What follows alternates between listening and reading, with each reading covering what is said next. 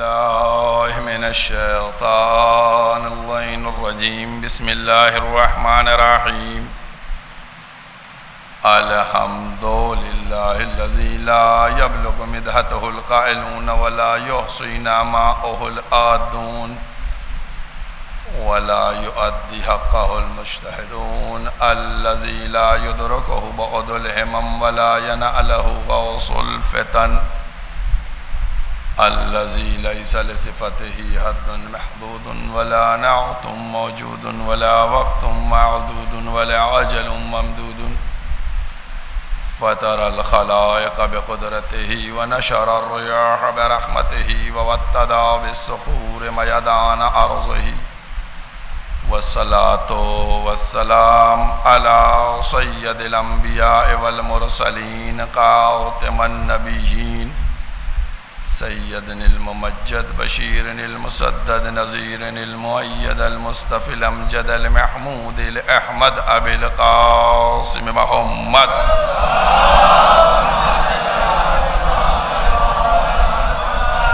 وأهل بيته طيبين الطاهرين المعصومين المظلومين أما بعد فقد قال الله سبحانه تبارك وتعالى في كتابه المحكم وخطابه المتقن وقوله الأحسن بسم الله الرحمن الرحيم أما يتساءلون عن النبأ العظيم الذي هم فيه مختلفون صلوات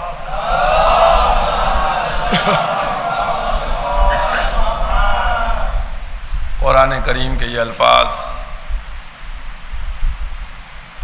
جو ایک 74 نمبر سورے کے ابتدائی الفاظ ہیں، پہلی دوسری تیسری آیت ہے، جس میں پروردگار عالم ارشاد فرما رہا ہے اما یتساءلون، لوگ سوال کریں گے ایک دوسرے سے، عن النباء العظیم، اس بڑی خبر کے بارے میں جستجو کریں گے، الذی ہم فیہ مختلفون، کون سی خبر ہے، کیا ہے کہ جس کے بارے میں وہ اختلاف کر رہے ہیں، جہاں اختلاف ہو رہا ہے اس کے سلسلے میں۔ یہ لفظی ترجمہ ہے جو آپ کے سامنے بیان کیا، اور میں نے کل جیسا کہ بتایا تھا کہ میرا موضوع ولایت ہے،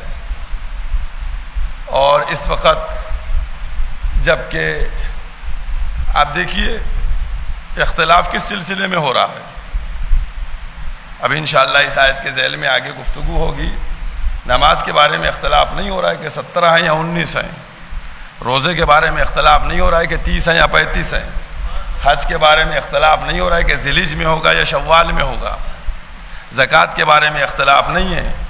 اختلاف اگر ہے تو صرف اور صرف ولایت علی ابن ابی طالب علیہ السلام میں،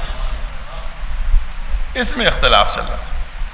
ہم تھوڑا سا غور کریں اور ابتدائی مراحل کو ذرا سا سمجھنے کی کوشش کریں۔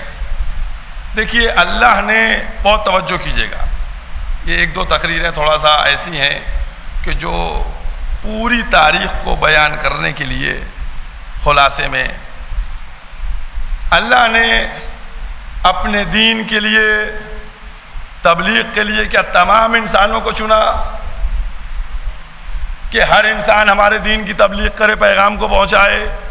نہیں، سارے انسانوں میں سے 1,24,000 نبیوں کو چنا۔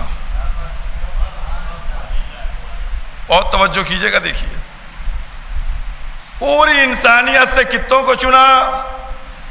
1,24,000 کو۔ بات ختم ہو گئی؟ ابھی نہیں ختم ہوئی۔ اب 1,24,000 میں سے 313 رسولوں کو نکالا گیا، 313 رسول نکل کے آئے۔ اب بات ختم ہو گئی؟ ابھی بھی بات ختم نہیں ہوئی۔ اب 313 میں سے 5 اولو العزم نکالے گئے۔ دیکھیے کمی ہوتی چلی جا رہی ہے، چھانٹ رہے ہیں۔ 5 اولو العزم نکالے گئے۔ اب جب 5 اولو العزم نکال لیے گئے تو کیا اب 5 بس یہی ہیں 5؟ کہا نہیں، ابھی 5 یہ نہیں ہے، اب اس میں سے ایک کو نکالا گیا، خاتم النبیین کو۔ کچھ غور کیا آپ نے کہ خالق نے محمد کے سلسلے میں پہچانوایا کہ دیکھو 1,24,000 انبیاء، بہت توجہ کیجئے، 1,24,000 انبیاء یہ نہیں کہہ سکتے ہیں کہ ہم رسولوں جیسے ہیں۔ یہ بقیہ انبیاء جو ہیں یہ نہیں کہہ سکتے ہیں کہ ہم رسولوں جیسے ہیں، اور یہ رسول نہیں کہہ سکتے کہ ہم اولو العزم جیسے ہیں، اور یہ اولو العزم نہیں کہہ سکتے کہ ہم محمد جیسے ہیں۔ سمجھ میں آ رہی بات آپ کے کہ دیکھیے کیسے نکالے گئے پیغمبر اسلام؟ اچھا تو سمجھیں، یہ 1,24,000 جو انبیاء تھے اس میں سے 313 میں سے 5 میں سے 1، اس میں کوئی نہیں کہہ سکتا کہ ہم پیغمبر جیسے ہیں۔ کچھ سمجھ میں آئی بات؟ یا ہم ہی سے کہلوائیے گا؟ یہ بقیہ 4 رسول نہیں کہہ سکتے کہ ہم محمد جیسے ہیں، تو یہ کل کا بدو سعودی عربی کیا کہے گا کہ محمد ہم جیسے ہیں؟ بھائی رسولوں کی تو بساط نہیں کہ کہے محمد ہم جیسے۔ اور ایک جملہ سنیے گا کہ یہ کہا جاتا ہے قل انما انا بشر مثلکم، میں تم جیسا بشر ہوں۔ ارے رسول نے کہا تھا میں تم جیسا ہوں، یہ تھوڑی کہا تھا تم مجھ جیسے ہو۔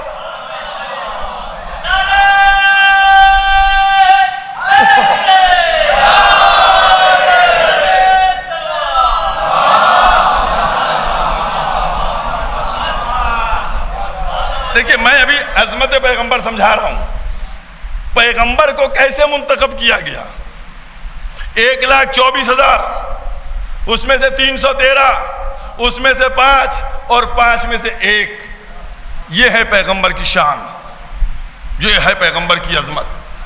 اور کیا آپ نے، یہ عظمت پیغمبر ہے۔ اور ایک جملہ کہتا چلوں، عظمت پیغمبر اگر دیکھنا ہے نا تو قرآن کو کھولیے گا۔ میں نے کل اسی لیے کہا تھا کہ کم سے کم حسب و نہ کہنے کے بعد قرآن پہ عقیدہ لے آؤ، قرآن ہی کو کافی سمجھ لو۔ اب جا کر قرآن میں دیکھو 3 سورہ آل عمران اور 82 نمبر آیت ہے آئے میثاق، جا کر دیکھو ان 1,24,000 انبیاء سے کیا عہد و پیمان لیا گیا۔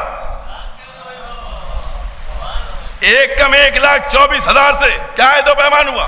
مدد کرنا ہے، نصرت کرنا، اور پھر اس کے بعد کیا؟ فمن تولا،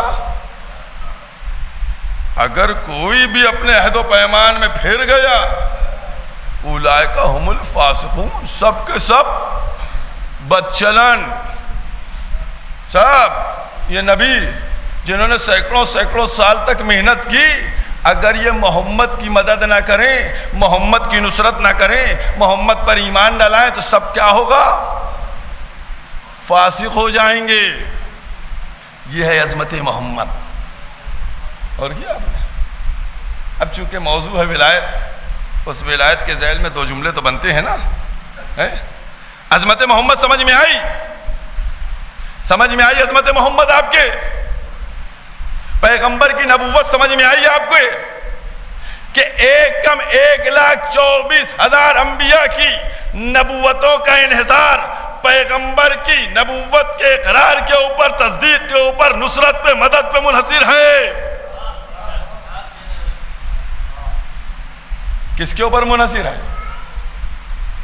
1,24,000 کہ سب کو گواہ رہنا ہے، سب کو مدد کرنا ہے، سب کو تصدیق کرنا ہے، کس کی؟ نبی کی، نبی آخر کی۔ اگر نہیں کیا تو ان سب کا کیا ہوگا؟ یہ ہے پیغمبر اسلام، یہ ہے پیغمبر اسلام، ہے نا؟ پیغمبر سمجھ میں آ گئے؟ اب آئیے عظمت پیغمبر سمجھ میں آ گئی۔ دیکھیے میں نے تکرار کے ساتھ بات کی ہے، پیغمبر کی عظمت یہ ہے کہ اگر 1,24,000 انبیاء مدد نہ کریں، تصدیق نہ کریں، اقرار نہ کریں تو پھر ان کی نبوتیں خطرے میں آ جائیں گی۔ اب اس پیغمبر سے کہا جا رہا ہے ان لم تفعل، اگر تم نے یہ نہ پہنچایا، پتہ چلا ولایت علی ابن ابی طالب کتنی عظیم ہے کہ جس نبی کے اقرار کے اوپر 1,24,000 انبیاء کی نبوتیں روکی جا رہی ہے، اس نبی سے کہا جا رہا ہے اگر تم نے ولایت کو نہیں پہنچایا،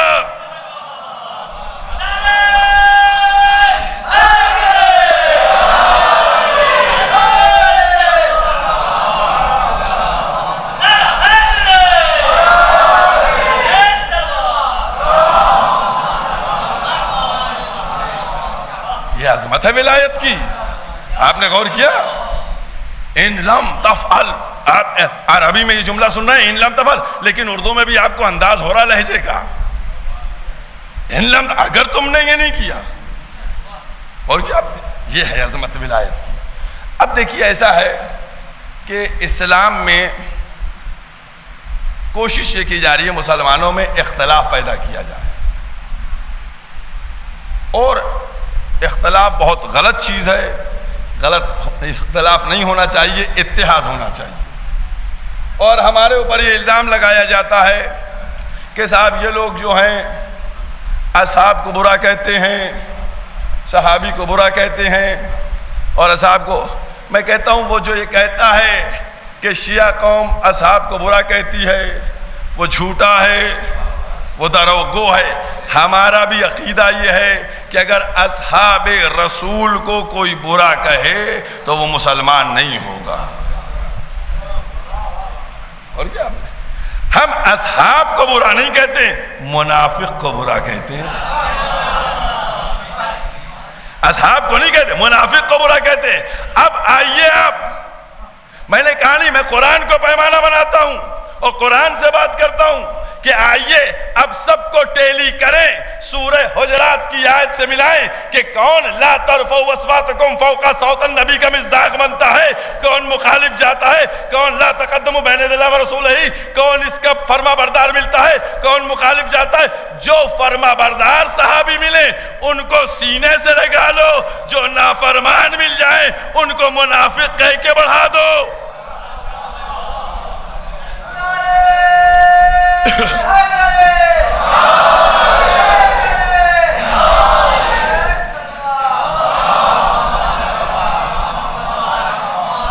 بھائی سیدھا سیدھا قرآن کی آیات موجود ہیں، آپ نکالیے، چھانیے، اور چھاننے کے بعد دیکھیے کون جو ہے فرما بردار رسول ہے، کون نافرمان ہے۔ اور کیا آپ نے ایک جملہ اور آپ کو بتاتا چلوں، منافق ہے کیا؟ منافق ہے کیا؟ زبان پر کچھ ہو، جہاں زبان اور دل میں اختلاف ہو وہیں نفاق ہے۔ اچھا اب ایک بات بتائیے آپ ایمانداری سے، ہماری بھی تو مجبوری ہے نا، ہماری مجبوری ہے۔ کہیں گے کیا مجبوری ہے؟ بہت توجہ کیجیے گا، دیکھیے بہت ہی آہستہ سے بات ہو رہی ہے۔ مثلاً یہاں بریانی بٹ رہی تھی، کہا یہاں آپ لوگ لے جائیے گا، بہت اچھے بکرے کی بریانی بٹ رہی ہے، حالانکہ بٹے گی نہیں، کہ لے جائیے گا آپ لوگ سب لوگ، لیکن اتنا خیال رہے ایک دیگ میں زہر گر گیا تھا کچھ۔ اب بتائیے سب بڑھ کر لیں گے یا چھوڑ کے چلے جائیں گے؟ بتائیے کتنے لوگ لیں گے؟ اب پتہ نہیں کس میں ہے،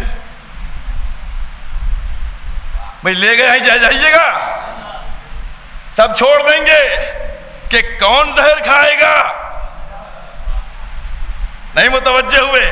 ارے بھائی کیوں لوں میں بریانی جس میں زہر پڑا ہوا ہے؟ سب چھوڑ دیں گے، ہر ایک کہے گا اگر دینا ہے تو زہریلی الگ کیجئے اور صحیح الگ کیجئے۔ تو میں بھی تو یہی کہنا چاہتا ہوں کہ پہلے صحابیت کو چھانٹ کے زہریلے الگ کیجئے۔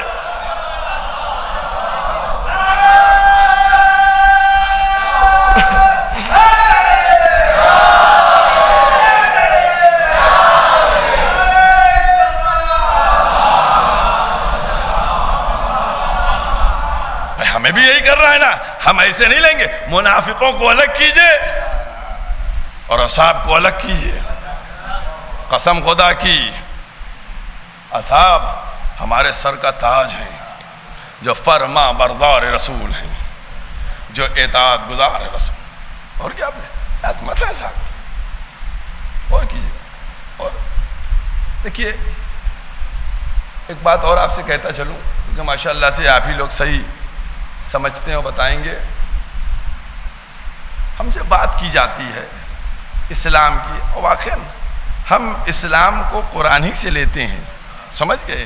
قرآن ہی نے اہل بیت دیے, کہیں الگ سے اہل بیت نہیں ہیں. اہل بیت قرآن ہی سے ہیں تو اسی لیے ہم اہل بیت کو لیے ہوئے ہیں. ولایت اسی سے ہے, قرآن سے ہے, اسی لیے ہم ولایت کو لیے. سب کچھ قرآن سے. اب بڑے اختلاف ہو رہے ہیں کہ صاحب یہ کیا وہ کیا. میں ایک بات آپ سے کہنے جا رہا ہوں, مثالیں اس لیے دے دیتا ہوں تاکہ چھوٹی چھوٹی مثالیں جو ہیں وہ آپ کے ذہنوں کے اندر بات پہنچا دیں. سمجھ گئے؟ اب یہ نہیں وہ نہیں, ٹھیک ہے. اب ایک چھوٹی سی اور بات سن لیجئے. دیکھیے ایسا ہے کہ جان بچانا کبھی باعث بہتری ہوتا ہے اور جان بچانا کبھی باعث لعنت ہوتا ہے. کبھی تعریف کی جاتی ہے, جان بچا کے آ گئے آپ, کبھی لعنت بھیجی جاتی, جان بچا کے آ گئے. اور کیا آپ نے. اب آپ کہیں گے کیا کہنے جا رہے ہیں مولوی صاحب. دیکھیے ایسا ہے کہ ایک شخص جنگل میں اپنے بھیڑوں کے گلے کو چرا رہا تھا, اتنے میں شیر آ گیا. سمجھ گئے؟ وہ جان بچا کے بھاگ کر آ گیا. ہر آدمی تعریف کرے گا, بڑی بہادری کا کام کیا, شیر سے بچ کر چلے آئے, کیا کمال کیا, کیا بہتری کی, ہے نا. تعریف کرے گا نہیں کرے گا؟ جان بچا کے آ گیا ہے, ہوگی تعریف نہیں ہوگی؟ جان بچا کے آ گئے, یہ تعریف ہو گئی آپ کی. ایک بٹالین لڑ رہی تھی چین کے بارڈر کے اوپر. سمجھ گئے؟ وہاں کیا ہوا کہ جو اس کا میجر تھا یا کرنل تھا اس کو چھوڑ کے بٹالین بھاگ گئی, آ گئی لوٹ کے. اب بتائیے یہاں تعریف ہوگی ان کی؟ بتائیے یہ بٹالین جو لوٹ کے آ گئی ہے بارڈر سے, جنگ سے, اس کی تعریف ہوگی؟ ہوگی تعریف اس کی؟ کیا ہوگی اس کی؟ بھائی کیوں لعنت ہو رہی ہے؟ وہ جان بچا کے آئے تو تعریف کر رہے تھے, یہ جان بچا کے آئے لعنت بھیج رہے ہیں آپ. کہیں گے جناب والا اس نے جان بچائی, وہ تعریف کے قابل تھا. یہ بھاگ کے جو آیا ہے تو اس نے اپنے کمانڈر کو چھوڑ دیا, میدان سے بھاگا ہے. تو اگر چین کے بارڈر سے بھاگ آئے تو قابل لعنت ہے, اور اگر محمد کو چھوڑ کے بھاگ آئے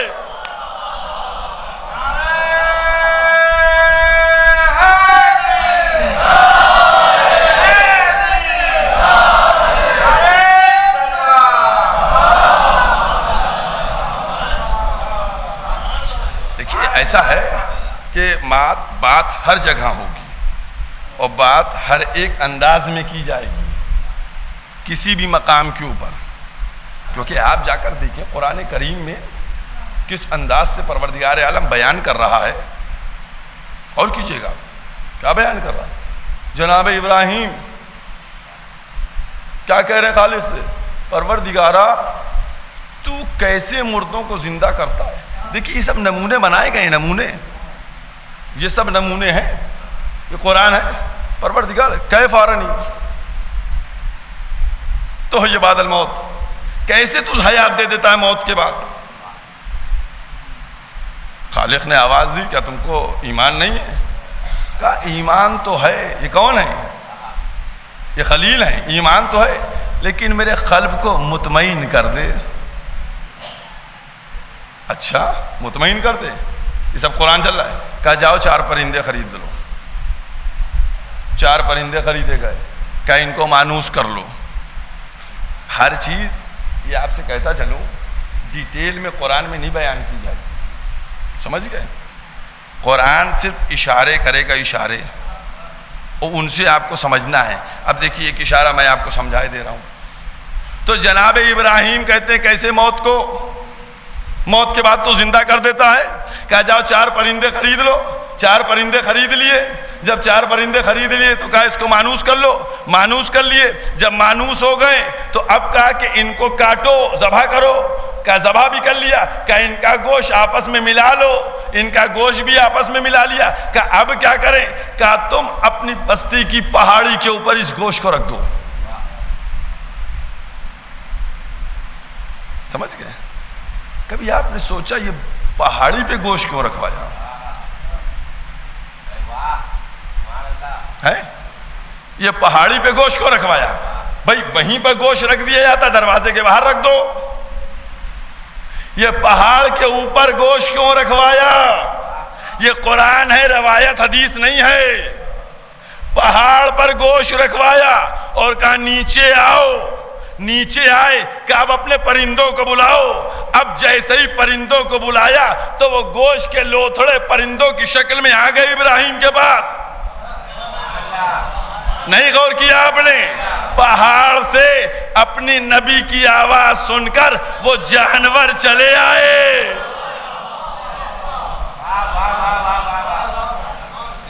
اور کیا؟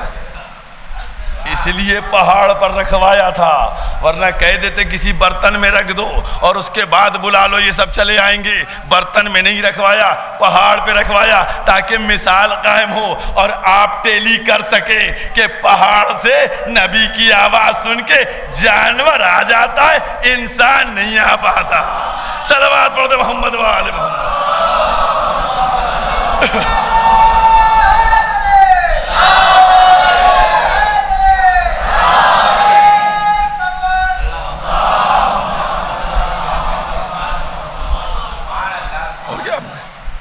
انسان وہ نہیں سنتا ہے. پورا قرآن میں ہے. ہم پکار رہے تھے، تم بھاگے چلے جا رہے تھے. اور آپ اسپیڈ تو دیکھیے ماشاءاللہ سے. سمجھ گئے؟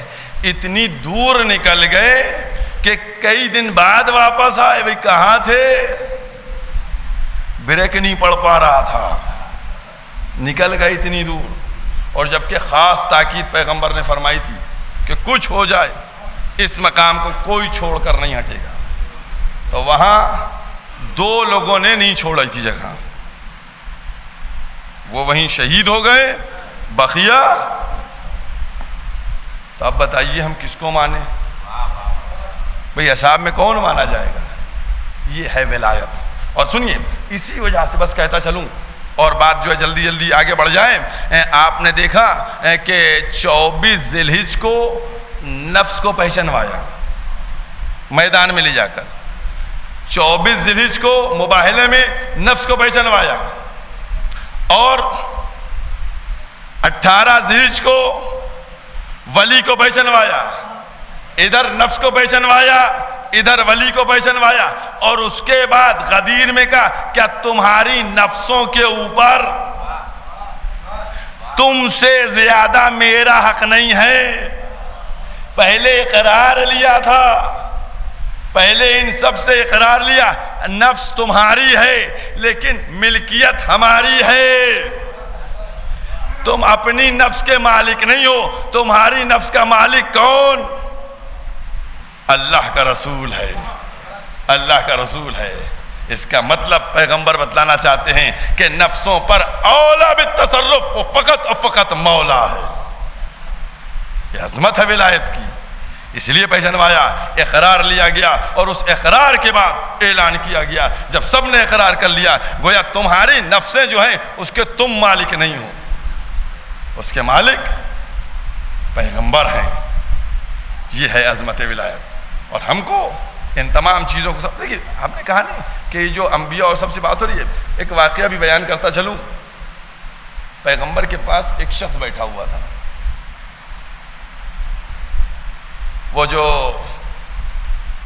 ابھی میں نے آیہ میثاق پڑھی اس سے بھی اس کا ریلیشن ہے اس واقعے کا. اس میں یہ ہر نبی کو مدد کرنا ہے، ہر نبی کو پیغمبر کی مدد کرنا ہے. کسی نبی نے آ کر پیغمبر کی مدد کی؟ کوئی نبی آیا محمد کی مدد کے لیے؟ آدم آئے، نوح آئے، موسیٰ آئے، عیسیٰ آئے، یحییٰ آئے، زکریا آئے، شیس آئے، کوئی آیا نبی مدد کر رہے ہیں؟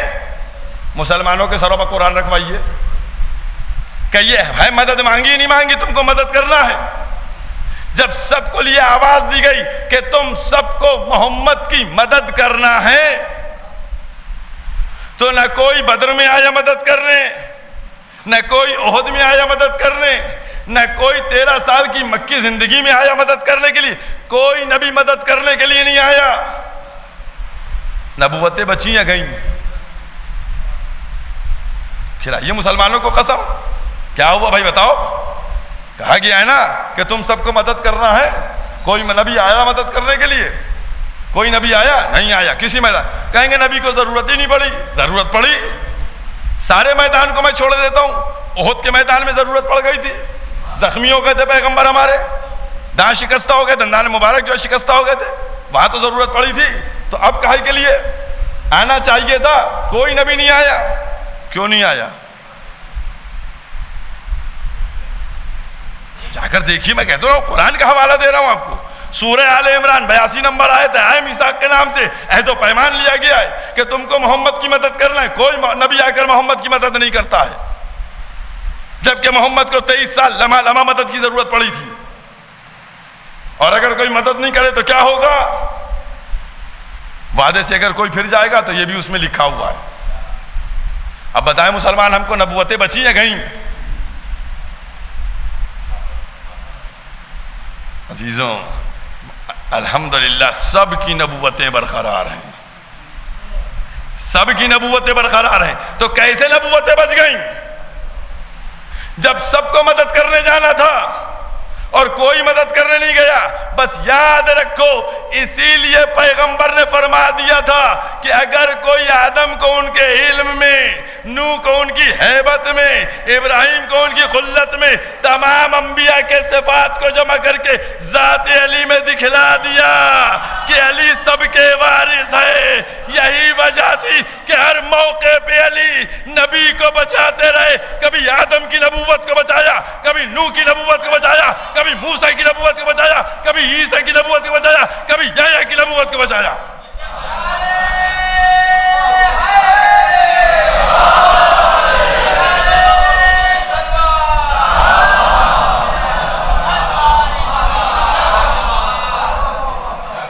ہر ایک نبی کی مدد بھی کی انہوں نے. ہر ایک نبی کی مدد بھی کی انہوں نے.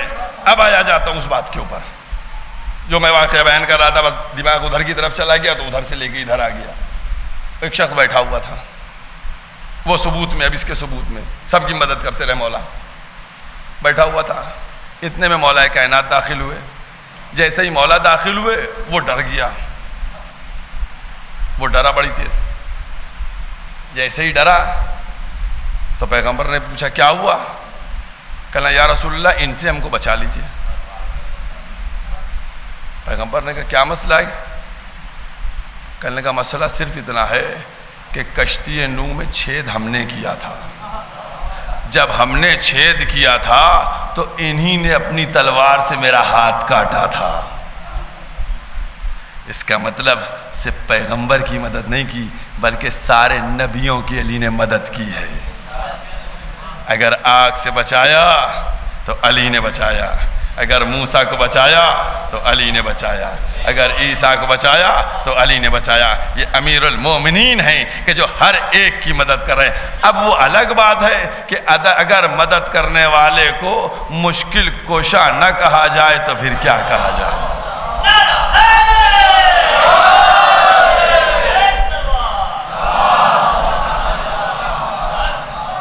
اور میں ایک جملہ ملا دیتا ہوں بات سے. بات ختم ہو گئی میری، سمجھ گئے؟ بات ختم کر دی میں نے. دیکھیے آج جو دنیا میں پرابلم نظر آ رہی ہے نا، سمجھ گئے؟ وہ پرابلم کا ریزن تلاش کیجئے. ریزن کیا ہے؟ ریزن کیا ہے؟ کیا پرابلم ہے؟ مارے جا رہے ہیں ہر طرف، کاٹے جا رہے ہیں.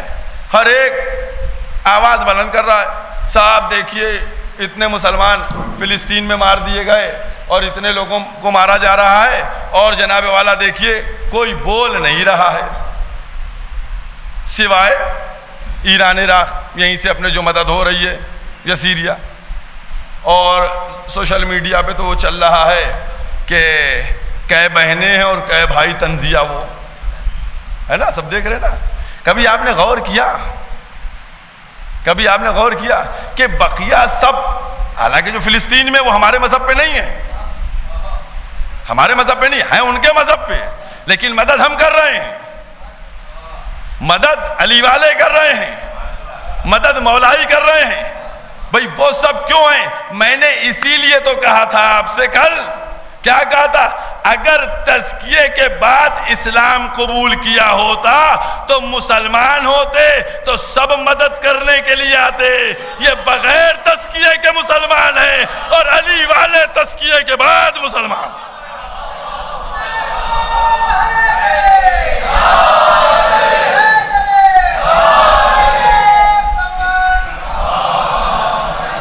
اقوام متحدہ یونائٹڈ نیشن کتنی آواز اٹھا رہا ہے کس طریقے سے ظلم ہو رہا ہے. سمجھ گئے؟ ظلم ہو رہا ہے.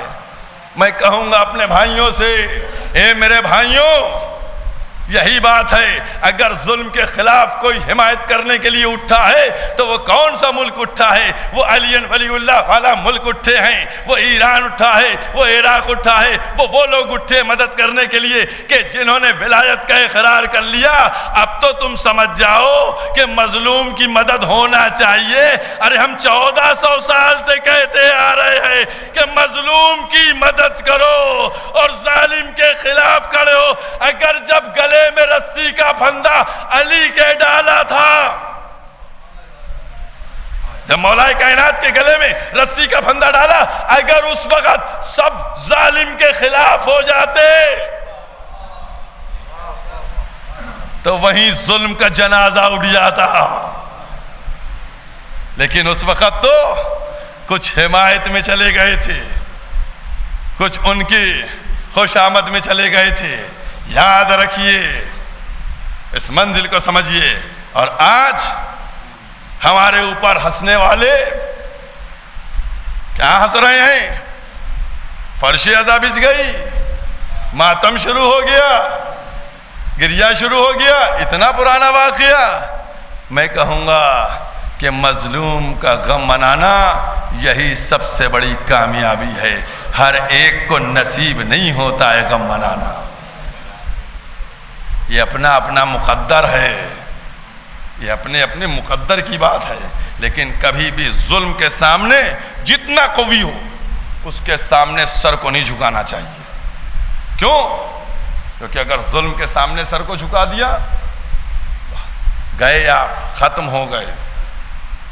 یہ جو ممالک ہیں آپ دیکھیے، چاہے امریکہ ہو، چاہے اسرائیل ہو، چاہے برطانیہ ہو، یا اور وہ پورا ناٹو کا سنگٹھن کہ جس میں 31 ملک ہیں، وہ ہو، سب کیا ہے؟ کس طریقے سے دنیا میں خلفشار مچا رہے ہیں اور ناحق خون بہا. اچھا ایک بات اور یاد رکھیے گا کہ ظالم ظلم بھی کرتا ہے اور پھر اپنے کو کیا کہتا ہے کہ ہم اصلاح کرنے والے ہیں. اور کیا اپنے کو مین حمایتی بھی دکھلاتا ہے. اتنے لوگ ہیں، سچ بتائیے کہ کون ان سے دھونس کھا رہا ہے؟ یہ ناٹو ملک جو ہیں ان سے کون دھونس کھا رہا ہے اور کون دھونس نہیں کھا رہا ہے؟ ہر چیز آپ کو سامنے ملے گی، پریشان نہیں ہوئیے. ہر چیز کلیئر آئے گی، واضح ہوگی. آج وہ دھونس کھا رہے ہیں کہ جنہوں نے ابتدا میں اپنے سروں کو ظلم کے سامنے جھکا دیا تھا، آج وہ سینہ چوڑا کیے کھڑے ہیں کہ جو اس وقت آ گئے تھے وہ فقط علی والے ہیں کہ جنہاں اس وقت ڈرے تھے. انہوں نے کہا ہم مدح علی نہیں چھوڑیں گے، چاہے دار پہ لٹکا دو. وہی آج بھی ہے کہ ہم ظلم کے خلاف سر نہیں جھکائیں گے، چاہے تم کتنا ظلم کر لو، کیونکہ ظالم ختم ہونے والا ہے، یقینی طور پر ختم ہونے والا ہے. آؤ ہم سب کو دعوت دیتے ہیں، اس میں کوئی اختلاف کی بات نہیں ہوتی ہے. عزاداری امام حسین، تم بھی حسین کو مانتے ہو، ہم بھی حسین کو مانتے ہیں. تم بھی رسول کو مانتے ہو، ہم بھی رسول کو مانتے ہیں. تم بھی بی بی فاطمہ کو مانتے ہو، ہم بھی بی بی فاطمہ کو مانتے ہیں. تم بھی علی مرتضیٰ کو مانتے ہو، ہم بھی علی مرتضیٰ کو مانتے ہیں. کون کس منصب پر ہے، کہاں ہے، یہ سب ہٹا بھی دو. فقط مصیبت کا غم منا لو، ان کی قربانیوں کو یاد کر لو. میں یہ سمجھتا ہوں تم میں اندر بھی قوت آ جائے گی، تم بھی قوی بن جاؤ گے. کیونکہ جب جب کربلا کا ظلم کیوں ڈرے رہتے ہیں؟ ڈرتے کیوں ہیں؟ کربلا والے کبھی نہیں ڈرے. ہمارے پاس تاریخ ہے, سمجھ گئے؟ ہم نے دیکھا کم سن بچوں نے کس بہادری سے حملہ کیا. ہمارے پاس وہ تاریخ ہے. ہم ڈرنے والے نہیں ہیں. ڈرتا کون ہے؟ جنہوں نے ابتدا سے راہ فرار اختیار کرتے ہوئے لوگوں کو دیکھا. بس گفتگو ختم ہو گئی. جب معاویہ اس دنیا سے چلا گیا اور یزید آیا تو اس نے سب سے پہلا کام کیا کیا؟ حسین سے بیعت طلب کی جائے. ایک جملہ ہے, اس کے اوپر غور کیجئے گا آپ لوگ. سب نے بیعت کر لی تھی. یہ حسین, امام حسین کی کامیابی سے متعلق ہے جملہ, مصائب سے ریلیٹڈ ہے, لیکن کامیابی دیکھیے آپ. سب نے بیعت کر لی تھی. اس کا کیا اصرار تھا کہ حسین سے بھی بیعت لی جائے؟ آپ غور کیجئے گا. امام حسین سے بیعت لی جائے, اس پر کیوں اتنا اصرار تھا؟ ارے سب نے بیعت کر لی, جاؤ تم کرو حکومت. حسین سے بیعت کر لی جائے, لے لی جائے, اس پر کیوں اصرار تھا؟ بہت گہرا جملہ ہے, سمجھیے گا آپ. اور یہ میرا جملہ بھی نہیں, سرکار سید العلماء کا جملہ ہے. کیوں اتنا اصرار تھا؟ اصرار صرف اس لیے تھا اس کو کیونکہ سب نے کر لی تھی. وہ حسین کو جانتا تھا کہ حسین کا منصب کیا ہے. اگر حسین نے کر نہیں کی بیعت تو گویا کسی نے نہیں کی. اگر حسین نے بیعت نہیں کی تو سب کی بیعت بیکار ہے. لہذا چاہتا تھا کہ حسین اگر اکیلے بیعت کر لے تو سب نے بیعت کر لی, کیونکہ عظمت حسین کو جانتا تھا کہ نواز رسول ہے, وارث رسول ہے, اولاد علی و فاطمہ ہے. اس لیے اس کا اصرار تھا کہ حسین سے بیعت کر لی جائے, بیعت لے لی جائے. لیکن امام حسین دو جملے تھے, وہ بیعت لینا چاہتا تھا اور یہ بیعت نہیں کرنا چاہتے تھے. بس یہی ہے. وہ لینا چاہتا تھا اور یہ بیعت نہیں کرنا چاہتے تھے. اب میں ان سے کہنا چاہتا ہوں کہ جو یزید کی کامیابی کے پرچم بلند کرتے ہیں, میں ان کو جواب دینا چاہتا ہوں کہ تم بتاؤ کون کامیاب ہوا؟ اگر یزید بیعت لے لیتا تو وہ کامیاب ہوتا. یزید بیعت نہیں لے پایا, لہذا وہ ناکام, حسین کامیاب ہے.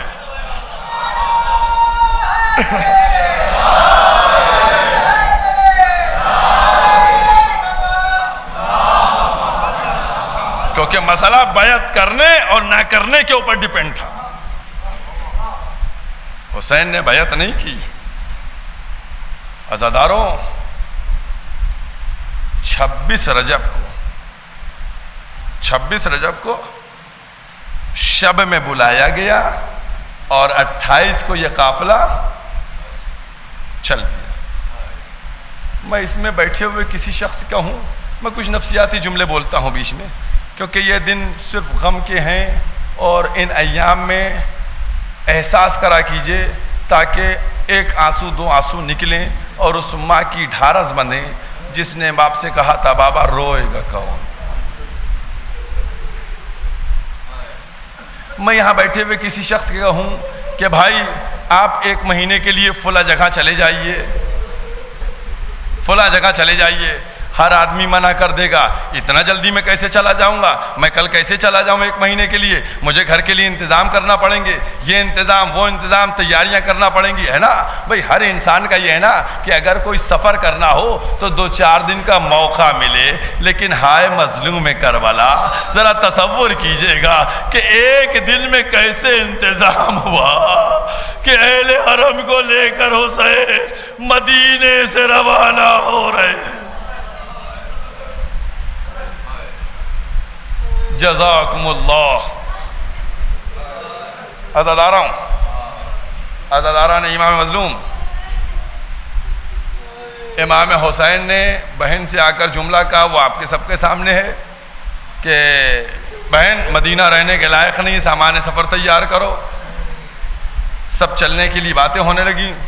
اس کے بعد امام حسین نے خود رخ کیا روضہ رسول کا، روضہ رسول پہ گئے، روضہ رسول سے اٹھے بھیا حسن کی قبر پہ آئے، اور بھیا حسن کی قبر سے تیز قدموں سے ماں کی لحد پر پہنچ رہے ہیں۔ عزاداروں، میں تکرار کے ساتھ کہتا ہوں، رونے میں کمی نہ کیجیے گا۔ میں 2-4 جملے بیان کروں گا، نفسیاتی جملے۔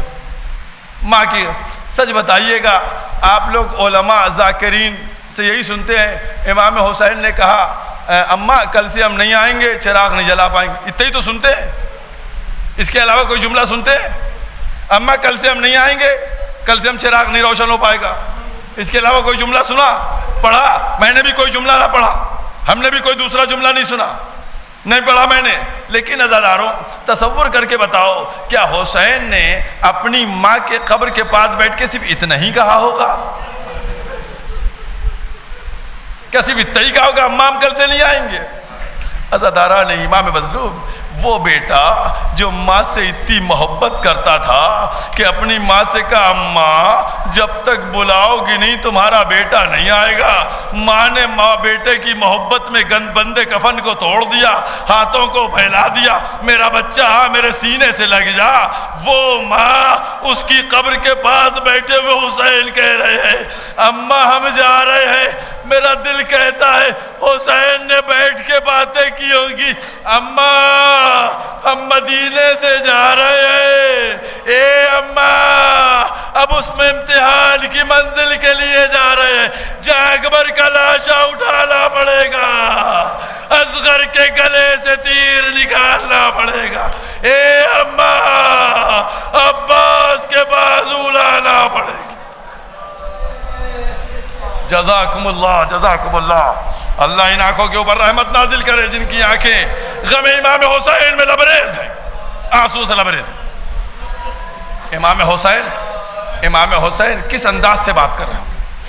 عزیزارہ، ایک چھوٹا سا جملہ کہہ دوں، ایک نفسیاتی جملہ ہے، میں کہتا ہوں صرف احساس دلانے کے لیے۔ یہ جو لوگ جو ہیں زیارت وغیرہ کرنے جاتے ہیں نا، آپ میں سے جو زیارت کرنے جاتا ہے نا، جب کربلا سے یا نجف سے لوٹتے ہیں آخری زیارت سے، تو کیسے لوٹتے ہیں آپ لوگ؟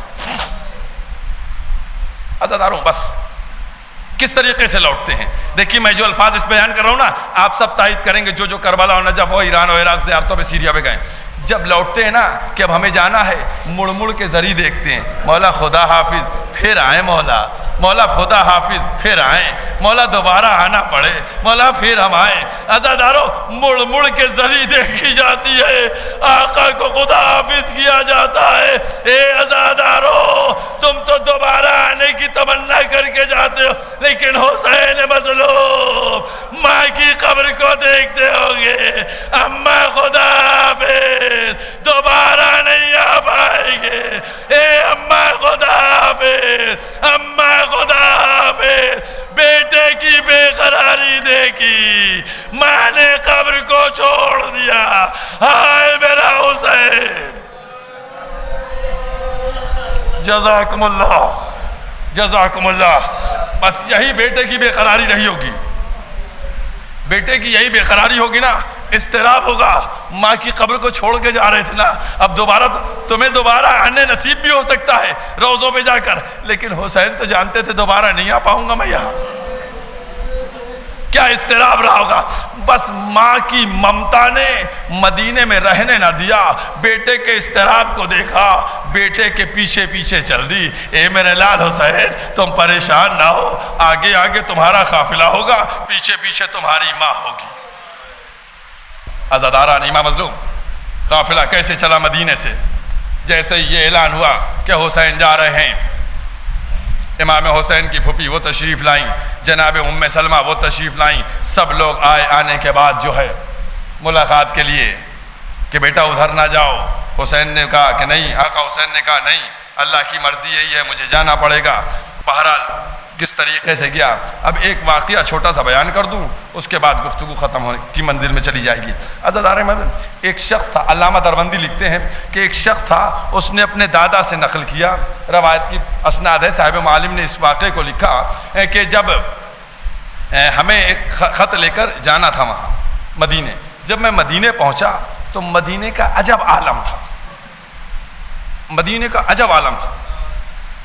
کیا عالم تھا مدینے کا؟ کہ ہر طرف غم, ہر طرف ایک عجیب غم سا ماحول بنا ہوا تھا. اس کے بعد وہ کہتا ہے کہ میں نے پوچھا کیا ہوا یہ؟ کہنے لگا نواس رسول مدینے سے جا رہے ہیں, نواس رسول مدینے سے جا رہے ہیں.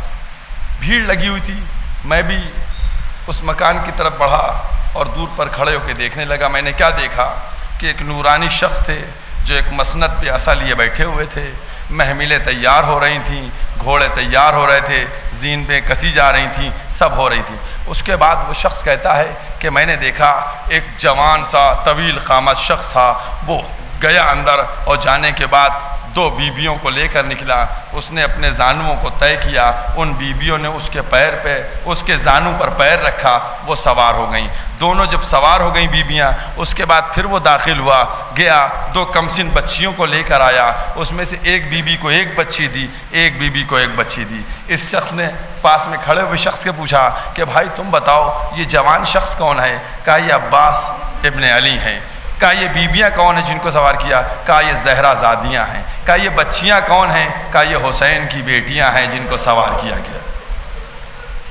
عزادارہ نہیں معلوم, میں دو دقیقے یہ زہرا زادیاں ہیں, یہ ان کی حسین کی بیٹیاں ہیں. اس کے بعد وہ کہنے لگا ایک جوان اندر سے نکلا, اس کا چہرہ چاند کے مافق چمک رہا تھا, اور اس کے بعد اس نے ایک بیوی کو ہاتھ پکڑ کے لے کے آیا, سہارا دیا, ان کو سوار کیا. یہ کون ہے؟ کہا یہ علی اکبر ہیں. پھر ایک جوان نکل کے آیا, اس سے پوچھا کون ہے؟ کہا یہ قاسم ہیں. عزاداروں میں صرف کہنا یہ چاہ رہا ہوں کہ آپ نے دیکھا کتنے اہتمام کے ساتھ, کتنے انتظام کے ساتھ یہ قافلہ مدینے سے چل رہا ہے. عزاداروں ذرا تصور کر کے بتاؤ کہ اتنے احترام سے جو قافلہ چلا تھا وہ کس طریقے سے کربلا سے واپس آیا. اس کے بعد قافلہ چل دیا, آگے بڑھ رہا ہے قافلہ بڑھا, بڑھنے کے بعد مکے پہنچے. مکے کے بعد اب کربلا کی طرف چل. آج کی تاریخ کا اندازہ ہے آپ کو؟ آج کی تاریخ آج کیا تاریخ ہے؟ آج محرم کی کیا تاریخ ہے؟ آج 2 محرم ہے. آج 2 محرم ہے, اور 2 محرم وہ تاریخ ہے کہ جب حسین کا گھوڑا چلتے چلتے رک گیا. حسین نے ایک گھوڑا بدلا, آگے نہیں بڑھتا, دوسرا گھوڑا بدلا نہیں بڑھتا, تیسرا گھوڑا نہیں بدلا. اس کے بعد کہا جاؤ عباس بلا کے لا پوچھیں. کہا بھیا یہ کون سی زمین ہے؟ کسی نے کہا اس کو نینوا کہتے ہیں, کسی نے کہا اس کو غازریہ کہتے ہیں, کسی نے کہا اس کو شت فرات کہتے ہیں. امام حسین نے کہا کیا اس کا کوئی اور نام بھی ہے؟ کہا اس کا نام کرب و بلا بھی ہے. عزاداران امام مطلوب, کربلا کی زمین سے متعلق میرے مولا نے فرمایا کہ 200 نبی وہاں دفن ہیں, اور پتہ نہیں کتنے نبی زادے وہاں دفن ہیں. کربلا کی زمین کی فضیلت کیا ہے؟ جہاں ہر نبی کو روکا گیا, روک کے گریہ کروایا گیا کہ یا نبی آخر کا نواسا 3 دن کا بھوکا پیاسا شہید ہوگا. عزاداران امام مطلوب, اب علی بھی اس زمین پہ گئے, اس پہ سے گزرے, علی کا بھی دل غم مغموم ہوا, پیغمبر بھی, سب نے اس زمین پر جا کے گریہ کیا. اب اس زمین کے اوپر حسین نے آواز دی, عباس اسی زمین کے لیے تو ہم نے سفر طے کیا, اسی زمین کے لیے تو ہماری خلقت ہوئی ہے, یہی خیمے لگیں گے. بنی اسد کو بلایا گیا, زمین کو خریدا گیا, خیمے لگائے گئے. اس کے بعد عزاداروں بس 2-4 جملے بچے مصائب کے. اس کے بعد جناب زینب بیویوں کو اتارا گیا اور بیویاں خیموں میں جانے لگیں. جیسے ہی جناب زینب نے قدم رکھا, ایک دفعہ ہوا کا جھونکا آیا, جناب زینب کی سر سے چادر ہلی. جیسے ہی ہلی جناب زینب کا دل بیٹھ گیا. خیموں میں پہنچ گئیں. پہنچنے کے بعد کیا عالم تھا عزاداران امام مظلوم. خیموں میں جانے کے بعد اب یہ عالم تھا, بچے دودھ نہیں پی رہے تھے. بس عزاداران امام مظلوم 1 دقیقہ مصائب بچے, بس مجلس یہاں وقت سے ہوتی ہے، وقت پہ ختم ہو جاتی، بھائی 1 دقیقہ اور۔ عزادارو، امام حسین کو بلایا گیا، امام حسین آئے، بہن تم نے ہم کو بلایا ہے؟ کہاں میں نے بلایا ہے۔ بھیا یہ کون سی زمین ہے؟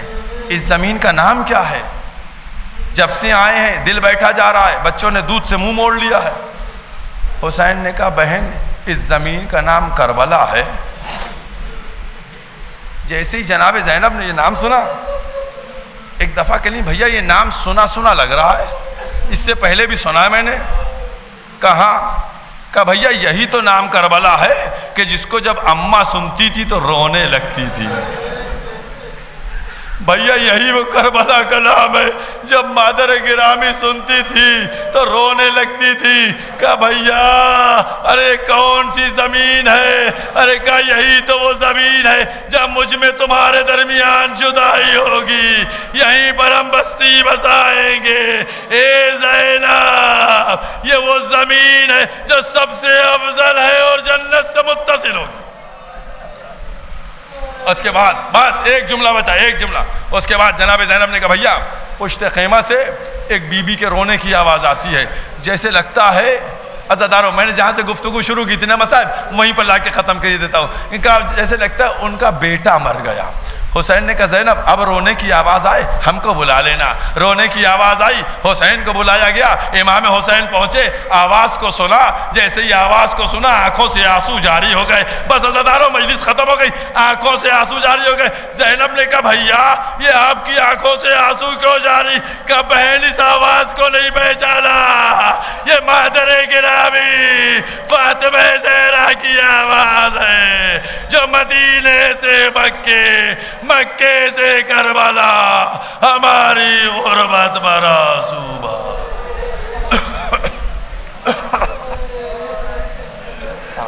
انا للہ و انا الیہ راجعون۔